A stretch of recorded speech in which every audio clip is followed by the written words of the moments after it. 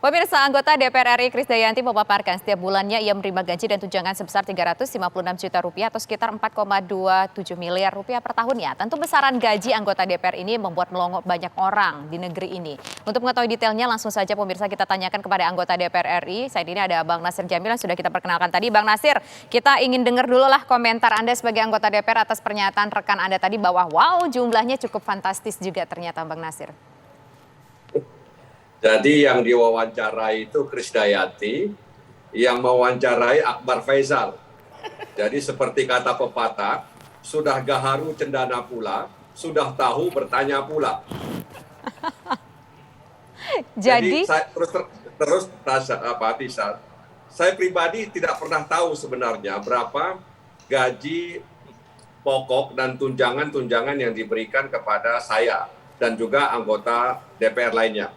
Saya pribadi ya, saya tidak tahu. Bang Nasir nggak tahu emang kalau setiap ada uang diserahkan, dana apapun itu emang nggak ada tanda terimanya, nggak ada tanda tangan? Begini, kalau kegiatan-kegiatan seperti kunjungan ke daerah pemilihan, kemudian kunjungan reses, ya, kemudian kunjungan kerja komisi, itu tentu ada tanda tangannya. Tapi gaji yang langsung diberikan ke rekening pribadi anggota DPR RI, itu tidak ada tanda tangan, ya. Apakah itu gaji pokok, kemudian tunjangan lainnya. Dan saya juga tidak pernah tahu tidak pernah tahu dalam arti tidak pernah ingat, ya, berapa gaji pokoknya, berapa tunjangannya. Bahkan mungkin kalau Bang, ya, kenapa nggak ingat Bang soal gaji, soal tunjangan segala macam Bang? Bukankah ya, ketika kita bekerja? Karena sudah 4 periode, jadi udah nggak ingat lagi. Ada perubahan nggak Bang dari waktu ke waktu misalkan Bang? Ada perubahan tapi tidak banyak ya, soal tunjangan komunikasi misalnya, ya, dan tunjangan lainnya, dan itu diatur dalam peraturan perundang-undangan. Jadi itu legal karena menyangkut dengan peraturan perundang-undangan seperti yang saya sampaikan tadi. Dan itu tentu dikomunikasikan dengan Kementerian Keuangan selaku bendahara negara. Total seluruh anggaran DPR itu dibandingkan dengan APBN lebih kurang 0,2%. Ya, jadi DPR itu hanya mengelola anggaran 0,2% dari total APBN kita setiap tahunnya. Ya lebih kurang lah atau kurang lebih seperti itu. Bang, tapi jadi sebenarnya.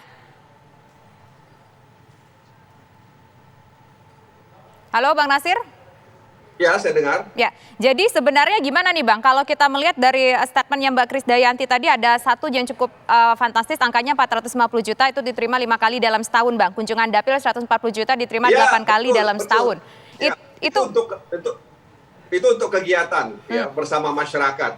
Dalam masa pandemi ini saya pribadi dan juga dianjurkan oleh Ketua Fraksi PKS dan juga DPP PKS untuk menyalurkannya melalui dengan bantuan sembako. Jadi dana sebanyak itu ya kita alokasikan untuk membeli sembako dan kita berikan kepada masyarakat yang membutuhkannya karena mereka secara ekonomi terhimpit akibat pandemi COVID-19 Dananya habis nggak Bang? Dananya habis nggak Bang? 450 dan 140 juta itu pasti habis nggak ketika diberikan kepada anggota DPR untuk turun ke dapilnya, aspirasi dan juga dana kunjungan dapil itu habis nggak segitu Bang? Ya tentu saja ada yang dihabiskan, ada yang tersisa sedikit. Ya. Nah yang tersisa sedikit, kalau misalkan tersisa sedikit itu Bang ya, sedikit itu kan relatif Bang. Menurut orang mungkin sedikit itu besar, menurut orang sedikit itu juga memang sedikit. Itu duitnya dibalikin Bang, atau duitnya dibalikin ke negara, atau ya udah buat pribadi?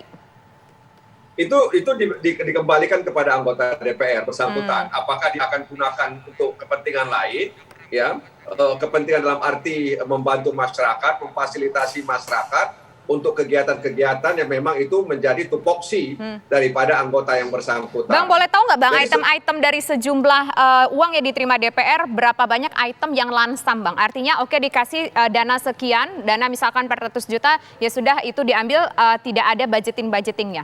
Ada berapa item Bang? Makanya saya katakan tadi, terus terang ini bukan saya buat-buat, saya tidak ingat. Ya, saya tidak ingat. Yang saya ingat itu kunjungan daerah pemilihan, kemudian kunjungan masa reses. Dan itu pun satu kegiatan, ya, kita dialokasikan dana sekitar lebih kurang 20 juta.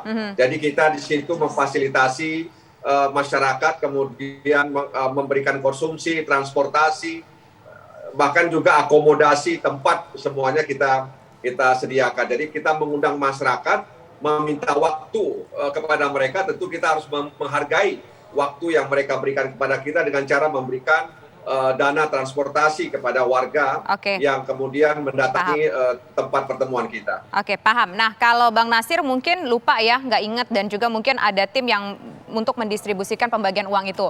Kalau Mas Roy Suryo yang sudah bukan lagi menjadi anggota DPR, masih ingat nggak berapa besarannya ketika pada saat itu? Bukan hanya ingat sebenarnya.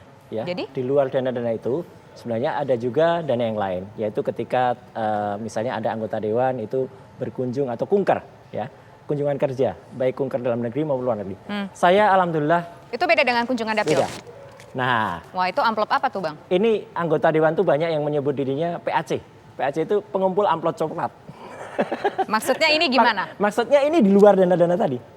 Tapi itu dari negara? Dari negara, dari negara resmi. Ini resmi. Jadi ada detailnya. Apa itu? Jadi ada itu dari siapa? Mungkin kamera bisa di zoom nggak? Ya, ini itu kamera, dari resmi dari sekretariat DPR dan ini memang saya simpan. Itu rinciannya apa tuh? Ada tempelan putih di amplopnya? Ada tempelan putih, misalnya terima dari dinas, biaya transportasi dari Jakarta ke dapil kita. Semakin jauh dapil kita, semakin tinggi juga angkanya. Kemudian ada angka biaya penginapan dan lain sebagainya. Ini harus saya simpan. Itu berapa Bang? Mungkin di kamera nggak kelihatan. Oke, total itu tahun berapa? Ini tahun 2019, ini 18 juta. Sekali kunjungan. Ya. Itu berapa? 18 juta. 18 juta di tahun? Ini untuk sekali kunker. Padahal kunker itu bisa dalam satu periode itu bisa 2-3 kali. Ya. Tapi artinya gini, saya mengapresiasi dan saya berterima kasih kepada Bang Nasir Jamil, apalagi kepada Mbak Kade yang sudah membuka ini. Ya, kemarin kan heboh ada peningkatan besar di masa pandemi, ya kan, pejabat-pejabat publik juga kan. Nah, kemudian kan banyak yang bertanya, saya juga bertanya gimana sih caranya gitu. Nah, kebetulan nih Mbak Kade dengan baik ya, kalau menurut saya sekali apresiasi menjelaskan kan gitu. Meskipun ya tadi dipancing oleh Mas Akbar Faisal, ya Akbar Faisal kan mancing sebenarnya ngerti juga kan gitu. Ya. Yang dijelaskan oleh Bang Nasir Jamil tadi, yang rinci tidak mengetahui tadi, itu memang transfer langsung itu yaitu tadi 16 tambah 59 yang jumlahnya 75 juta itu memang langsung ke rekening. Ya, dan itu tidak perlu tanda tangan. Tapi kalau yang istilahnya reses ya, dan ini tiap periode naik memang. Zaman saya dulu seingat saya sekitar 150, 200, tertinggi saya terakhir waktu itu kalau nggak salah 250 juta. Ya, sekali reses. Dan itu dalam 1 tahun waktu itu hanya ada 3 kali. Sekarang 5 kali.